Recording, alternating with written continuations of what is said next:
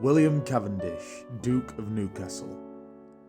Courtier, poet, master horseman and royalist, William Cavendish was a fascinating figure of 17th century whose long life spanned 3 Stuart kings and the devastating Civil War.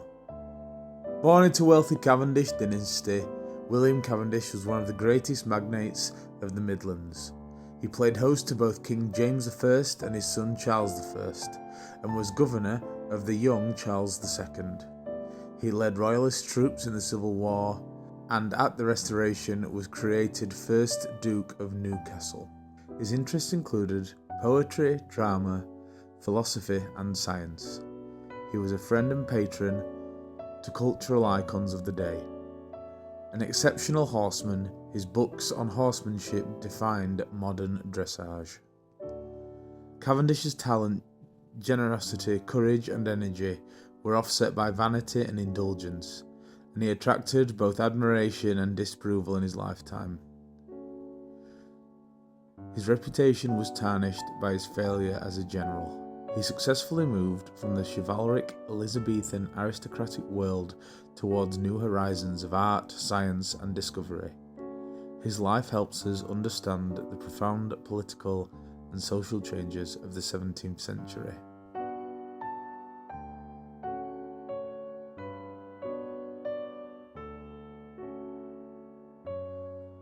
Cavendish dynasty. A talented and determined family within 3 generations, the Cavendishes had built up a vast power base in Derbyshire and a network of great houses. William Cavendish's grandmother was the intelligent and ambitious Bess of Hardwick, the 6th Countess of Shrewsbury. Bess's 4 marriages had brought her vast wealth. Her grandsons became first earls, then dukes, establishing 2 lines of the Cavendish dynasty, the Duke of Devonshire and the Chatsworth and Hardwick, and the Duke of Newcastle at Welbeck and Bolsover. Her son, Sir Charles Cavendish, was learned and scholarly, but headstrong. Charles often quarrelled with other landowners and abandoned an early building project after an armed attack by a rival family. He was passionate and well informed about design and led the architectural vision for new buildings at Bolsover.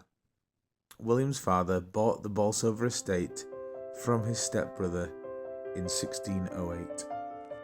William's younger brother, also called Charles Cavendish, was a gifted mathematician. He studied diverse scientific subjects, including optics, mechanics, and psychology. A devoted brother to William, together they conducted experiments and corresponded with leading intellectuals. 2 of William's daughters, Elizabeth and Jane Cavendish, were poets and playwrights, writing their major joint work while parliamentary captives during the Civil War. 2 wives, 2 lives. William's 2 marriages either side of the Civil War reflect a shift in the 17th century aristocratic ideas about the roles of women. William Cavendish's first wife was Elizabeth Bassett, a young weary widow from a landed family in the Midlands. By the age of 19, she had already had 3 children by her first husband. Beautiful and virtuous, she was an excellent aristocratic match for William. Their 25-year marriage was loving and affectionate. They had 8 children, of whom 5 survived to adulthood. After Elizabeth's death during the Civil War, William married Margaret Lucas, a lady-in-waiting at the exiled royal court. A writer, poet, and dramatist, Margaret Cavendish occupied an unusual position in a male-dominated world. Her views on natural philosophy, gender, and the female intellect astonished court society. She was criticised for extravagance and manliness, but is today considered an important literary figure. Despite his eagerness for pursuing other women, William was a loving and supportive husband and fond father to his daughters. His encouragement of Margaret's ambitions shows his acceptance of a more modern ideal of female virtue. Door to the Wall Walk. This highly ornate oak door once led onto the little castle wall walk. It was designed by William's architect John Smithson and shows the attention to detail demanded by William. It is now very weathered, but it may have once been painted a deep, earthy red, like the other doors around the castle. Apartments fit for a king. Built by William Cavendish on a royal scale, these grand formal rooms were designed to impress. William and his architect, John Smytheson, built this set of state apartments at Bolsover from the late 1620s, where the royal guests could be entertained in lavish fashion. After William returned from exile in the 1660s, he altered the room to create an even grander entrance. From the castle court and the more up-to-date interiors, this room was the main chamber for entertaining.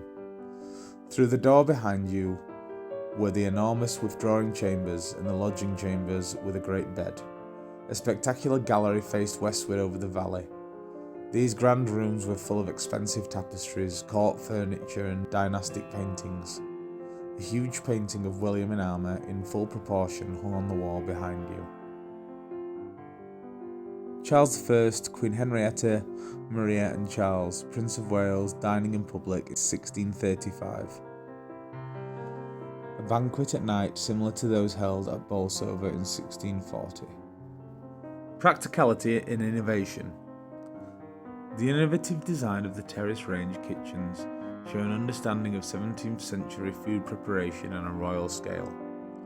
The kitchens housed in the basement beneath the hall in front of you were designed for maximum efficiency.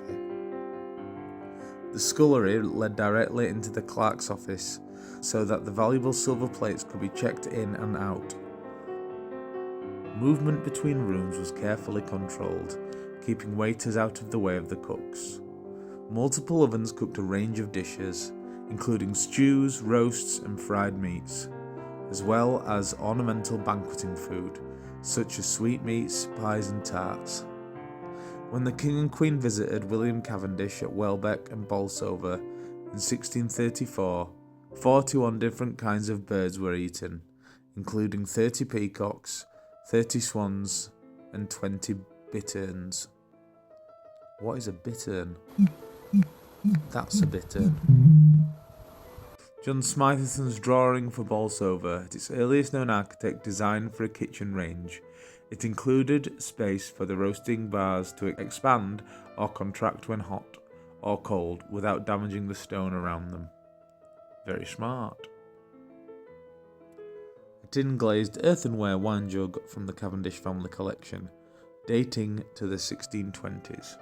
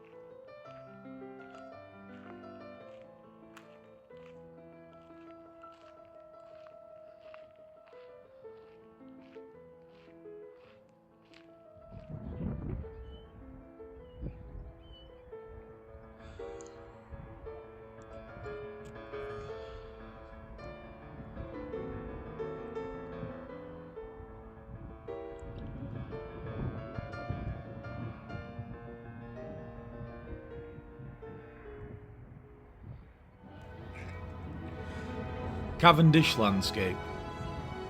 Bolsover Castle was built within sight of two other Cavendish family houses and has splendid views to the west and north. By building at Bolsover, William's father Charles was firmly planting his branch of the Cavendish family. The castle faced towards Bess of Hardwick's house at Hardwick Hall and Owlscote, now lost. Sutton Hall, on the other side of the valley, belonged to another nobleman, Sir Francis Leake.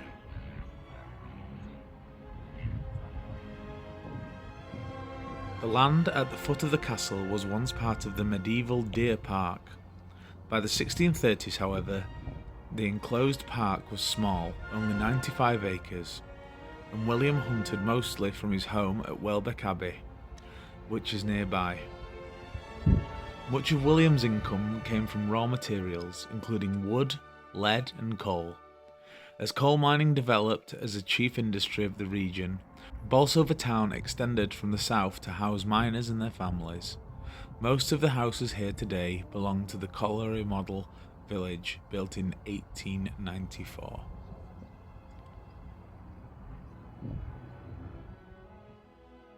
The Bolsover skyline, marking the locations of Hardwick Hall, colliery model village and Sutton Hall, later rebuilt as Sutton Scarsdale Hall. William's grandmother lived at Hardwick Hall, designed by Robert Smythson. It is visible from here on a clear day. Part of a survey commissioned by William to show his Bolsover estate around 1630, with the town to the south. Note the land belonging to his architect John Smythson marked on the map.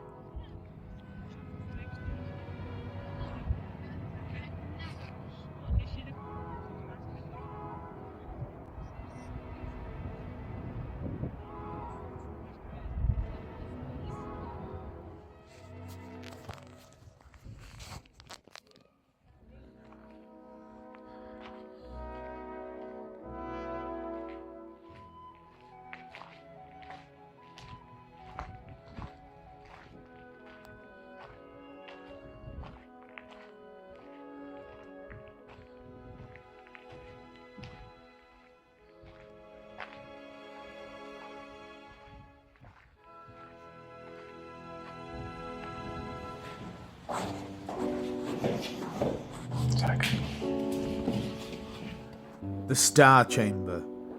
This was the grandest room in the little castle. William and his wife received important guests here, seated on their chair of state, while gentlemen ushers stood by. Sometimes William and his guests dined here. At other times they enjoyed music or performances. William had his own household musicians and loved playing the viol himself. The family were keen writers, and their plays and poems were lively and witty. The room is named after its starry blue and gold ceiling. Its furniture was as grand as that in a royal palace. Paintings of biblical kings, prophets and saints showed wisdom and authority. Family coats of arms around the ceiling and on the fireplace were a reminder of William's noble connections. But not all the paintings are serious. Two mysterious men watch from a window, and there was once a little boy with a cat, who now lives in this cupboard. William loved philosophy and puzzles. A famous 16th century French philosopher asked a question which might have inspired this picture. When I am playing with the cat, who knows if she is not playing with me? My personal answer would be the cat, but that's probably not a very philosophical answer.